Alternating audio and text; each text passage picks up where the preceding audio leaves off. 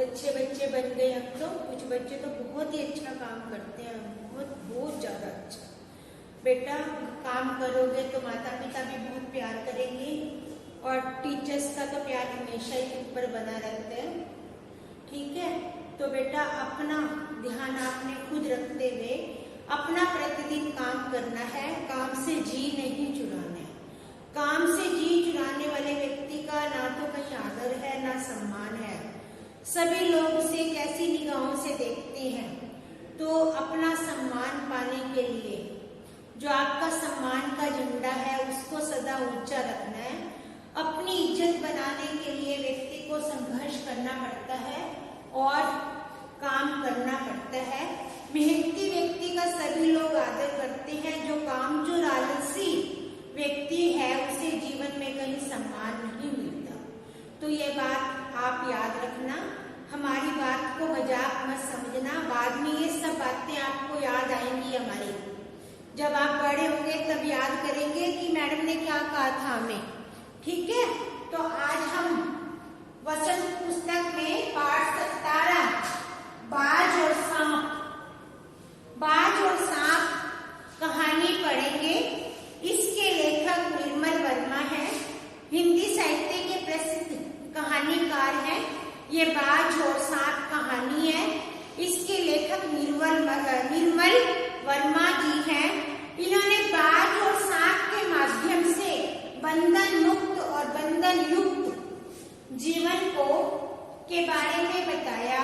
इन्होंने बाज और सांप को प्रतीक रूप में लिया और जीवन की वास्तविकता की प्रेरणा दी कि ये बंधन युक्त जीवन और बंधन मुक्त जीवन कैसा जीवन होता है। तो प्यारे बच्चों, अब अपना पाठ निकालेंगे 17 और पेंसिल हाथ में रखेंगे, साथ साथ पढ़ेंगे और कठिन शब्दों को रेखांकित करते हुए अर्थ भी लिखेंगे। पाठ निकालो 17 बाज और सांप, लेखक निर्मल वर्मा। समुद्र के किनारे, समुद्र सागर के किनारे किनारे तट, ऊंचे पर्वत पर्वत पहाड़ की अंधेरी गुफा में एक सांप रहता था। सांप कहाँ रहता था? समुद्र के किनारे ऊंचे पर्वत की अंधेरी गुफा में कौन रहता था? एक सांप। सांप की तूफानी लहरों में चमकती, झिलमिलाती, दिन भर पर्वतों की चट्टानों से टकराती रहती थी। कौन? समुद्री लहरें। पर्वत की अंधेरी घाटियों में एक नदी भी बहती थी। अपने रास्ते पर बिखरे पत्थरों को तोड़ती, शोर मचाती यह नदी बड़े जोर से समुद्र की ओर लपकती जाती थी। जिस जगह पर नदी और समुद्र का मिलाप होता था, मिलाप अर्थ लिखो मेल, वहां लहरें दूध के झाग सी सफेद दिखाई देती थी। आपने कभी देखा है? पिक्चर्स में तो देखा होगा। समुद्र की लहरें जब चलती हैं तो वे दूध के झाग फैन बनाती दिखती हैं, जैसे दूध में झाग उड़ते हैं ना, ऐसे। अपनी गुफा में बैठा हुआ सांप सब कुछ देखा करता। लहरों की गर्जन आवाज, आकाश में छिपती हुई पहाड़ियां, टेढ़ी मेढ़ी बल खाती हुई नदी की गुस्से से भरी आवाजें, वह मन खुश होता था। कौन? सांप। गर्जन के साथ वह सुखी और सुरक्षित है। कोई उसे दुख नहीं दे सकता। सबसे अलग, सबसे दूर अपनी गुफा का स्वामी है। कौन? सांप। सांप क्या है? अपनी गुफा का स्वामी। स्वामी मतलब मालिक। न किसी से लेना न किसी से देना, दुनिया की भाग दौड़ छीना झपटी से वह दूर है। सांप के लिए यही सबसे बड़ा सुख था। कौन सा? कि दुनिया की गर्जना तर्जना से वह दूर शांत बैठा रहता था। एक दिन एकाएक आकाश में उड़ता हुआ खून से लथपथ एक बाज सांप की गुफा में आ गिरा।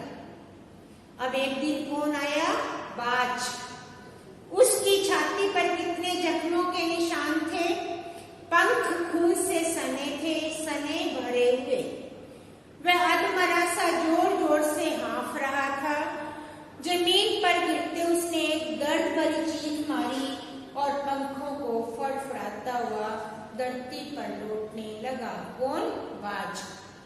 डर से सांप उसके कोने में सिकुड़ बैठ गया, किंतु दूसरे ही क्षण उसने भांप लिया कि बाज जीवन की अंतिम सांसें गिन रहा है, उससे डरना बेकार है। यह सोचकर उसने हिम्मत बांधी। हिम्मत, साहस। वह रेंगता उस घायल पक्षी के पास पहुंचा। कौन पहुंचा? सांप। घायल कौन था? बाज। उसकी तरफ कुछ देर तक देखता रहा, फिर मन मन खुश होता रहा। बोला, क्यों भाई, इतनी जल्दी मरने की तैयारी कर ली? कौन कह रहा है? सांप बाज को कह रहा है कि तूने इतनी जल्दी मरने की तैयारी कर ली। बाज ने एक लंबी आह भरी, ऐसा ही दिखता है, आखिरी घड़ी आ पहुंची, लेकिन मुझे कोई शिकायत नहीं है। मेरी जिंदगी भी खूब रही भाई, जी भरकर उसे भोगा है। जब तक शरीर में ताकत रही, ताकत अर्थ लिखो बल, शक्ति, कोई सुख ऐसा नहीं बचा जिसे न भोगा हो। दूर दूर तक उड़ाने भरी बाज क्या है? उड़ सकता है, सांप उड़ नहीं सकता। आकाश की असीम, असीम जिसकी सीमा न हो, ऊंचाइयों को अपने पंखों से ना पाया हूं। तुम्हारा बड़ा दुर्भाग्य है, दुर्भाग्य, बुरा भाग्य, कि तुम जिंदगी भर आकाश में उड़ने का आनंद नहीं ले सके। कौन? सांप। किसको कह रहा है? बाज सांप से कह रहा है कि तुमने आकाश के उड़ने का आनंद नहीं लिया। सांप बोला, आकाश? आकाश को लेकर क्या मैं चाटूंगा? आकाश में आखिरी क्या रखा है? क्या मैं तुम्हारे आकाश में रेंग सकता हूँ? ना भाई, तुम्हारा आकाश तुझे मुबारक, मेरे लिए तो यह गुफा भली। इतनी आरामदेह सुरक्षित जगह और कहाँ होगी? सांप मन मन बाज की मूर्खता पर हंस रहा था। वह सोचने लगा कि आखिर उड़ने और रेंगने के बीच कौन सा भारी अंतर है। अंत में सबके भाग्य में मरना लिखा है, शरीर मिट्टी का है, मिट्टी में मिल जाएगा। प्यारे बच्चों, यहाँ बात बताई कि जब मनुष्य मर जाता है तो जब उसका अंतिम संस्कार होता है तो वह राख बन जाता है। हमारा शरीर मिट्टी का पुतला ही है। अचानक बाज ने अपना सिर झुकाकर उठाया। उसकी दृष्टि सांप की गुफा के चारों ओर घूमने लगी। चट्टानों में पड़ी दरारों से पानी टपक रहा था। सीलन अंधेरे में डूबी गुफा में एक भयानक दुर्गंध फैली हुई थी। दुर्गंध, बदबू, मानो कोई चीज वर्षों से पड़ी पड़ी सड़ गई हो। बाज के मुंह से एक बड़ी जोर की चीख निकली। आहा, आकाश! सिर्फ एक बार आकाश में उड़ पाता। बाज की ऐसी करुण चीख सुनकर सांप कुछ सिटपिटा सा गया। एक क्षण के लिए उसके मन में आकाश में उड़ने की इच्छा हो गई। जैसे बाज बार बार कह रहा था तो सांप के मन में भी उड़ने की इच्छा जाग गई। उसके वियोग में बाज इतना व्याकुल होकर छटपटा रहा था। उसने बाज से कहा, यदि तुम्हें स्वतंत्रता इतनी प्यारी है तो इस चट्टान के किनारे पर क्यों नहीं उड़ जाने की कोशिश करते? हो सकता है तुम्हारे पैरों में अभी तक ताकत बची हो, तुम उड़ सको। कोशिश करने में क्या हर्ज है? कौन कह रहा है? सांप बाज को कह रहा है कि कोशिश करो, तुम उड़ सकते हो। बाज में एक नई आशा जाग गई। वह दोनों उत्साह से घायल शरीर को घसीटता हुआ चट्टान के किनारे तक ले गया। खुले आकाश को देखकर उसकी आंखें चमक गई। उसने एक गहरी लंबी सांस ली, अपने पंख फैलाकर हवा में कूद पड़ा। कौन कूद पड़ा? बाज। सांप की बातें सुनकर बाज में प्रेरणा जाग गई, किंतु दूसरे पंखों में इतनी शक्ति नहीं थी उसने ये शरीर का बोझ संभाल सके। पत्थर सा उसका शरीर लुढ़कता हुआ नदी में जा गिरा। उसके पंखों में जमे खून को धो दिया। उसने थके मांदे शरीर को सफेद फैन से ढक लिया, फिर गोद में समेटकर उसे सागर की ओर ले गई। लहरें चट्टानों पर सी घूमने लगी, बाज की मृत्यु पर आंसू बहा रही हो। धीरे धीरे समुद्र के असीम विस्तार में बाज आंखों से ओझल हो गया। यहाँ आंखों से ओझल होना मुहावरा है, अर्थ लिखो गायब होना। चट्टान की खोखल में बैठा हुआ सांप बड़ी देर तक बाज की मृत्यु, आकाश के लिए उसके प्रेम के विषय में सोचता रहा। आकाश की असीम शून्यता में क्या आकर्षण छिपा है, जिसके लिए बाज ने अपने प्राण गवा दिए। प्राण गवाना, मृत्यु होना, ये भी एक मुहावरा है। वह खुद तो मर गया, लेकिन मेरे दिल का चैन अपने साथ ले गया। न जाने आकाश में क्या खजाना रखा है। एक बार तो मैं वहां जाकर रहस्य का पता लगाऊंगा, चाहे कुछ देर के लिए ही हो, कम से कम उस आकाश का स्वाद तो चख लूंगा। यह कहकर सांप ने अपने शरीर को सिकोड़ा, आगे रेंगकर आकाश की शून्यता में छोड़ दिया। धूप में क्षण भर के लिए आकाश का शरीर बिजली की लकीर सा चमक गया। अर्थात जब आकाश में बाहर निकला धूप में, तो उसके शरीर की चमक दिखाई देने लगी।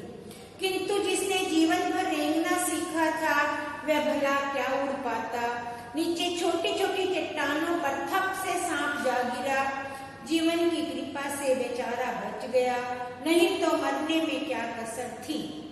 सांप हंसते हुए कहने लगा, सो उड़ने का यही आनंद है। भर पाया मैं तो, पक्षी भी कितने मूर्ख हैं, धरती के सुख से अनजान रहकर आकाश की ऊंचाइयों को नापना चाहती हैं। किंतु अब मैंने जान लिया, आकाश में कुछ नहीं रखा, केवल ढेर सी रोशनी के सिवा कुछ नहीं। क्योंकि गुफा से पहली बार निकला था तो उसे रोशनी दिखाई दी। शरीर को संभालने के लिए कोई स्थान नहीं, कोई सहारा नहीं, फिर वे पक्षी किसी बुट्टे पर अपने डींगे हाँकते हैं। इसलिए धरती के प्राणियों को इतना छोटा समझते हैं। अब मैं कभी धोखा नहीं खाऊंगा। मैंने आकाश देख लिया, खूब देख लिया। बाज तो बड़ी बड़ी बातें करता था, आकाश के गुण गाते नहीं थकता था। उसी की बातों में आकर मैं आकाश में घूमा। ईश्वर भला करे, मरते मरते बच गया। अब तो मेरी यह बात और पक्की हो गई, अपनी खोखल में बड़ा सुख और कहीं नहीं। अब सांप को लग रहा है कि मैं अपनी गुफा में सबसे ज्यादा खुश था। धरती पर रेंग लेता हूँ, मेरे लिए सब कुछ है। मुझे आकाश की स्वच्छंदता, स्वच्छंदता अर्थ लिखो आजादी से क्या लेना। न छत, न दीवारें, न रेंगने की जमीन। मेरा सिर चकराने लगा। अर्थात सांप कोई होश गुम होने लगे। दिल कांप जाता है। अपने प्राणों को खतरे में डालना कहाँ की चतुराई है। सांप सोचने लगा, बाज अभागा था, जिसने आकाश की आजादी को प्राप्त करने के लिए अपने प्राणों की बाजी लगा दी। अर्थात न्यौछावर करना, कुर्बान करना। बच्चों, इस पाठ में जगह जगह बहुत सारे मुहावरों का प्रयोग हुआ। प्राणों की बाजी लगाना, अपनी जान कुर्बान कर देना, जोखिम में डालना। किंतु कुछ देर बाद सांप के आश्चर्य का ठिकाना नहीं रहा। उसने सुना चट्टानों के नीचे से एक मधुर रहस्यमय गीत की आवाज उठ रही है। पहले उसे अपने कानों पर विश्वास नहीं हुआ, किंतु कुछ देर बाद गीत के स्वर अधिक साफ दिखाई देने लगे। वह अपनी गुफा से बाहर आया और चट्टानों से नीचे झांकने लगा। सूरज की सुनहरी किरणों में समुद्र का नीला जल झिलमिला रहा था। चट्टानों की भिगोती हुई समुद्र की लहरों में गीत के स्वर फूट रहे थे। लहरों का यह गीत दूर दूर तक गूंज रहा था। सांप ने सुना, लहरें मधुर गीत गा रही हैं। हमारा यह गीत साहसी लोगों के लिए है, जो अपने प्राणों को हथेली पर रखते घूमते हैं। प्राणों को हथेली पर रखना, जान जोखिम